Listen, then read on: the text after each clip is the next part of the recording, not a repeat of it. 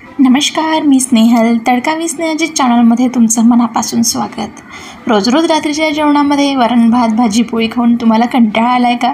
तर ही आजची रेसिपी तुमच्यासाठी. तर ही रेसिपी आहे दाल ढोकलीची. चला तर मग दाल ढोकली कशी बनवायची ते बघूया.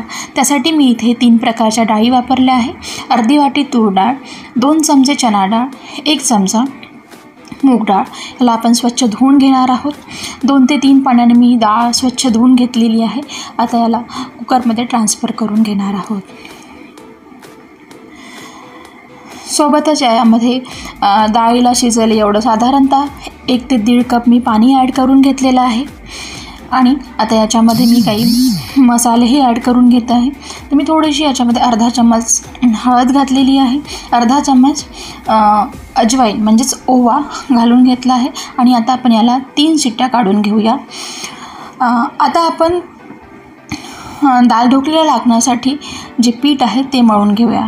इथे मी 1.5 वाटी गव्हाचं पीठ म्हणजेच कणिक वापरलेली आहे. त्यामध्ये मी 2 चमचे बेसन ॲड करून घेतलेलं आहे. सोबतच मी यामध्ये टाकणार आहे अर्धा चमचा अजवाईन, 1 चमचा तीळ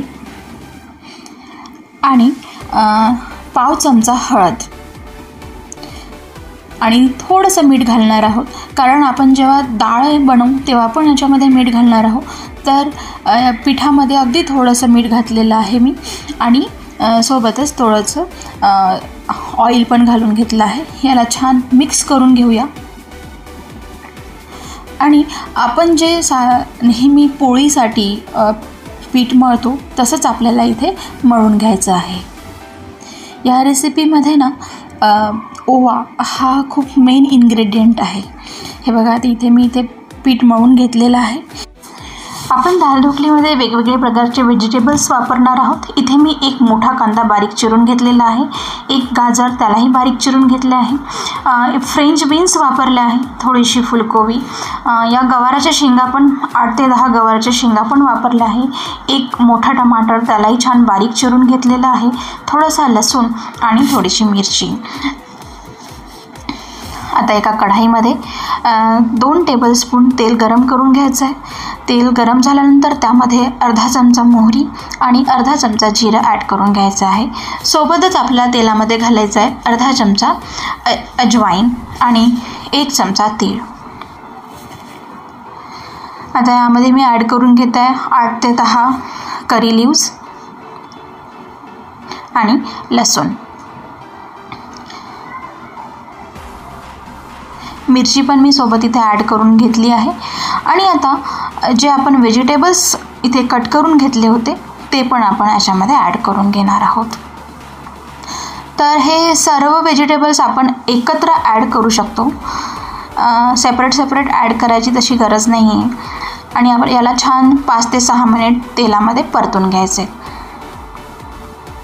हे सर्व व्हेजिटेबल्स मी 4 ते 5 मिनिट परतून घेणार आहे. व्हेजिटेबल्स छान शिजलेले आहे. आता मी यामध्ये डाळ ॲड करून घेणार आहे. मी डाळीमध्ये ऑलरेडी मीठ घातलेलं आहे आणि 2 ग्लासपेक्षा थोडं कमी आपण याच्यामध्ये पाणी ॲड करून घेणार आहोत आणि छान एक उकळ काढून घेणार आहोत. डाळीला उकळ येईल तोपर्यंत आपण इथे पोळी लाटून घेणार आहोत. ही पोळी साधारणतः आपण शंकरपाळ्यांना जसं लाटतो तर तेवढी जाड लाटून घ्यायची आहे. दाल ढोकलीमध्ये खूप वेगवेगळ्या प्रकारचे आपण व्हेजिटेबल्स वापरतो, वेगवेगळ्या प्रकारचे पीठ वापरतो, सोबतच ओवा पण वापरतो. त्याच्यामुळे ही रात्रीच्या जेवणासाठी एकदम परफेक्ट अशी रेसिपी आहे आणि तेवढीच हेल्दी. आणि मुलंही खूप आवडीने खातात आणि प्रत्येक प्रोटीन न्यूट्रियंट्स म्हणाल तर याच्यामधून आपल्याला मिळतं. आणि अजवाईन असल्यामुळे ते पचायलाही खूप छान असतं. हे बघा, आता इथे मी छोटे छोटे पोळीचे काप करून घेतले आहे. मी तुम्हाला दाखवते. याच्यापेक्षा छोटे काप केले तरीही चालेल, पण ही साईज परफेक्ट आहे. इकडे डाळीला पण उकळ आलेली आहे. आता आपण जे काप करून घेतलेले ते सर्व आपण डाळीमध्ये ॲड करून घेऊया. पाण्याचं प्रमाण थोडं जास्त ठेवायचं, कारण हे आपण कच्चे काप करून घातले, याला शिजायला पण पाणी लागतं. आता हे 10 मिनटं आपण छान शिजवून घेऊया.